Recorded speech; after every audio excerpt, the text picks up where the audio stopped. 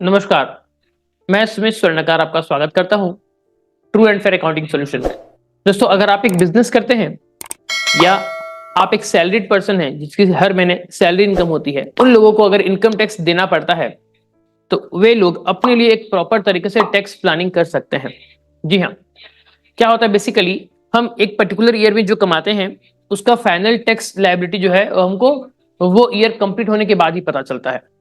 जब तक वो ईयर कंप्लीट नहीं होता तब तक हमको एक एस्टिमेट हम लगा सकते हैं कि हमारा कितना टेंटेटिव इनकम टैक्स बनेगा। ठीक है, तो अगर आपको लेट सपोज अगर आप एक सैलरीड पर्सन है या फिर आप एक कोई बिजनेस वाले हैं और अगर आपने एक एस्टिमेट लगाया कि आने वाले इस एक साल में मेरी इनकम कितनी होने वाली है। एग्जाम्पल के तौर पे, अगर आप एक सैलरीड पर्सन है और आपकी पर मंथ 1 लाख रुपए की सैलरी है तो आने वाले एक साल में यानी कि 12 महीने में आपकी इनकम होगी 12 लाख रुपए। ठीक है, तब आपको ये देखना है कि गवर्नमेंट ने जो कुछ टैक्स में चेंजेस किए हैं उसके अकॉर्डिंगली आने वाले समय में जब मैं अपने इस साल की इनकम टैक्स की रिटर्न फाइल करूंगा तो उस केस में मुझे इनकम टैक्स कितना पे करना पड़ेगा। अगर आज ही मुझे वो इनकम टैक्स कितना पे करना पड़ेगा उसका एक एस्टिमेट अगर पता चल जाए सो दैट मैं अपना टैक्स प्लानिंग अच्छे से कर सकता हूं। याद रखिएगा, हम टैक्स इवेजन की बात नहीं कर रहे हैं, हम बात कर रहे हैं टैक्स प्लानिंग की।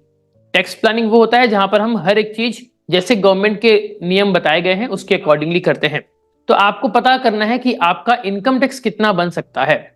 तो उस चीज के लिए अब आपको आपके एडवोकेट या आपके सीए के ऊपर डिपेंडेंट होने की जरूरत नहीं है, because government of India income tax department जो है वो आपको खुद एक कैलकुलेटर प्रोवाइड कर रहा है जिसके अकॉर्डिंगली आप अपना इनकम टैक्स का जो पेमेंट होगा वो एक एस्टिमेट कर सकते हैं। कैसे करेंगे चलिए आपको बताते हैं। सिंपली गूगल में जाएंगे और यहां पर सर्च करेंगे इनकम टैक्स कैलकुलेटर। जी हाँ, जैसे ही आपने क्लिक किया जो पहली पहली लिंक आई उस पर क्लिक कर देना है। ये आपको ले जाएगी इनकम टैक्स के कैलकुलेटर के ऊपर। जी हाँ, ये देखिए ये आपका पेज आ गया। ये इनकम टैक्स डिपार्टमेंट ने ही आपको प्रोवाइड करवाया है, जहां पर इसको कैसे यूज करेंगे वो आपको मैं बताने वाला हूं आज की इस वीडियो में। वीडियो को सेव कर लीजिएगा और अपने दोस्तों के साथ शेयर करना ना भूलिएगा क्योंकि बहुत सारा इंपॉर्टेंट कंटेंट आपको इसमें मिलने वाला है। क्या करेंगे देखिए, सबसे पहले ये आपको पूछ रहा है असेसमेंट ईयर। जी हाँ, अब क्या होता है असेसमेंट ईयर? आप जिस साल इनकम कमाई कर रहे हो उसके नेक्स्ट ईयर में आपकी इनकम का असेसमेंट होता है।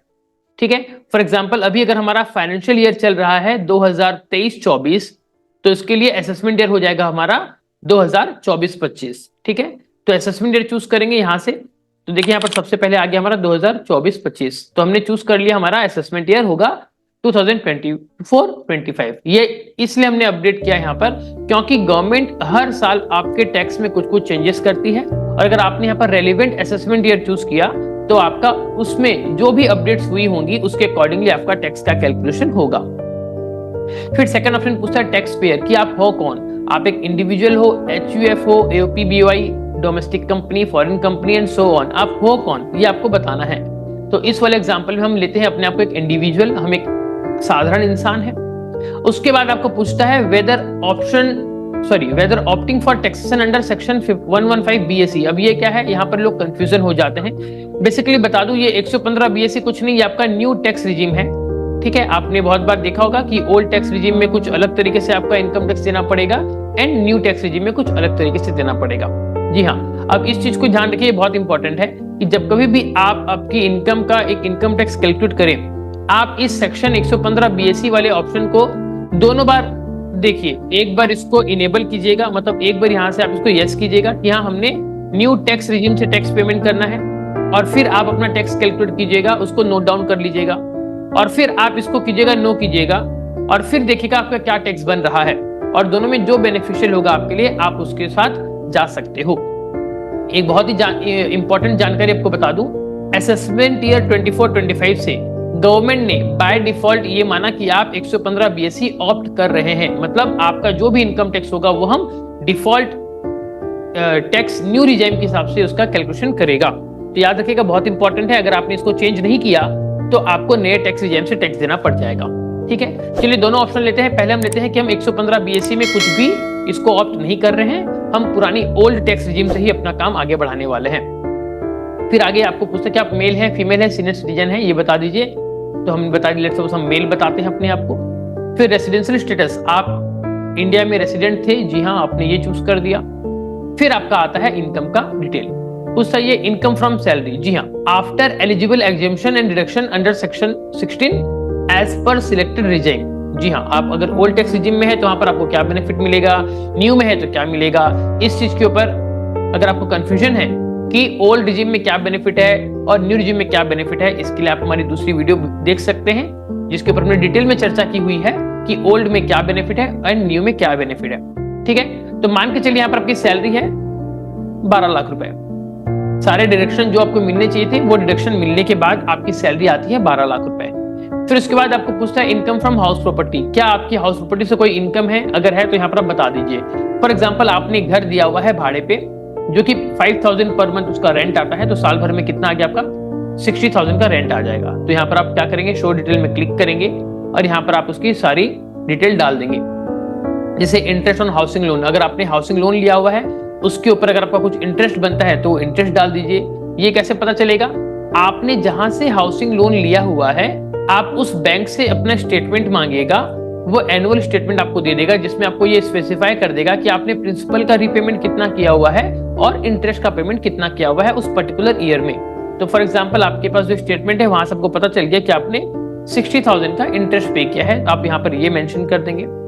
उसके बाद income from let out property, अगर आपने हाउस को लेट आउट किया है, ठीक है, अच्छा माफ कीजिए, पहले ये जो पार्ट था पार्ट ए, ये था आपका income from self occupied property, अगर आप खुद उस घर में रह रहे हो तो उसका डिटेल यहाँ पर मांगा है। सेकंड पार्ट में बोलता है कि अगर आपने उस घर को भाड़े पे लगा दिया है, लेट आउट कर दिया है, तो उस घर का आपको एनुअल कितना लेटेबल वैल्यू है। मान के चलिए आप अगर उस प्रॉपर्टी को भाड़े पे लगाते तो आपका प्रॉपर्टी का जो भाड़ा आता वो आता से फॉर एग्जाम्पल आपका 10,000 पर मंथ, तो साल का कितना आता 1,20,000 रुपए, आप यहाँ पर वो डालिए।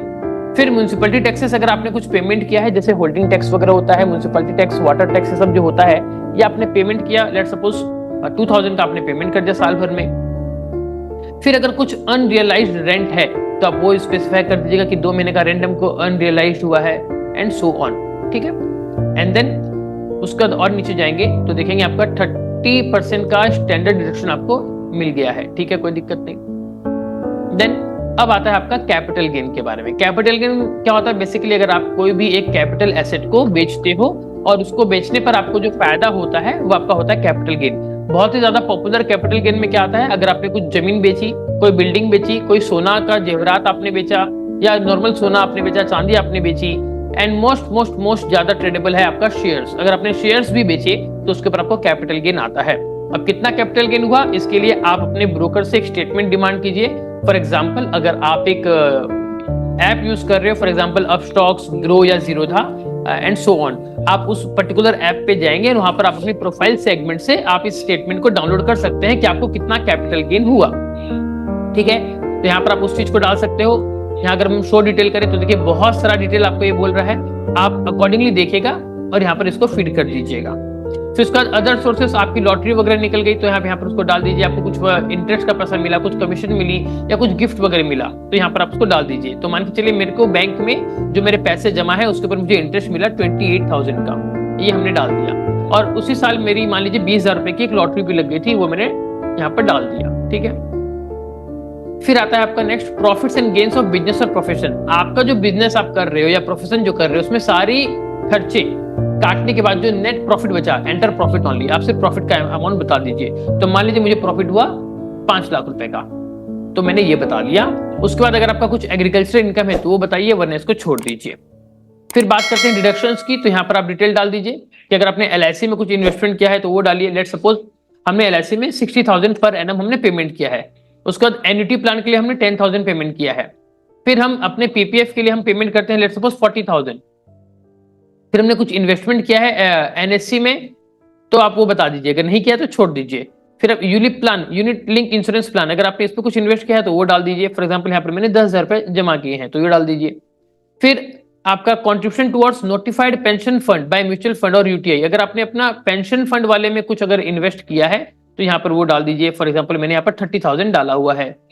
फिर आपका हाउसिंग लोन है, उसका जो आपने रीपेमेंट किया प्रिंसिपल अमाउंट का, जी हाँ यहाँ पर बात हो रही है प्रिंसिपल पेमेंट, जी हाँ इंटरेस्ट का पेमेंट नहीं, सिर्फ प्रिंसिपल पेमेंट। वो आपने कितना पेमेंट किया, फॉर एग्जांपल आपने वो पेमेंट किया 1 लाख रुपए, तो आप यहाँ पर वो चीज डाल दीजिए कि हमने 1 साल में 1 लाख का प्रिंसिपल रिपेमेंट किया है।